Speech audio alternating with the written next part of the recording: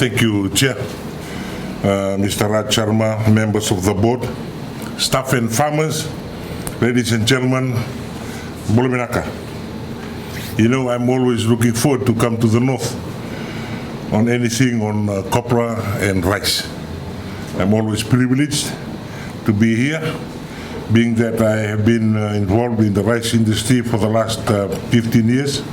And it's always a pleasure to see the development that has taken place and the heights that you have achieved.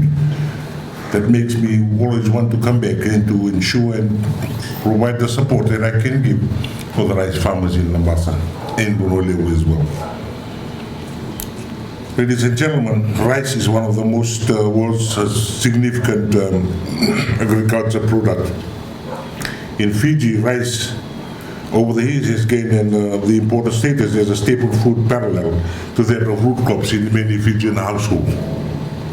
Currently, Fiji imports an average of 36,200 tons of rice valued at about $37 million annually.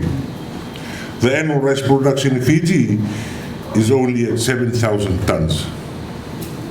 In recent years, there has been considerable increase in the number of Fijians who have opted to plant rice in Bonolewo. The number of rice farmers around Labasa town has also increased in the past 7 years, and this increased even further after the COVID-19 pandemic. The Rice Farmers Award is necessary in these times to motivate, to inspire, and encourage rice farmers, as well as potential rice farmers in further cultivating and developing this lucrative industry. The awards, as mentioned by the chairman, have 6 categories, which are Best Farmer Award, Highest Paddy Supply per Year Award, Youngest Farmer of the Year Award, Best Farmer for the Main Season Supply, Best Farmer Award for Off-Season Supply, and it's good to note that Fiji Rice is empowering women on the participation for the Best Women Farmer of the Year. I am personally proud and very happy to note that the work the Fiji Rice Limited has done over the years. The award categories are to be celebrated as they are inclusive and diverse in each reach. And congratulations to Fiji Rice Board Chairman, the management, Mr. Slade, and the staff for the initiative to get these awards off the ground.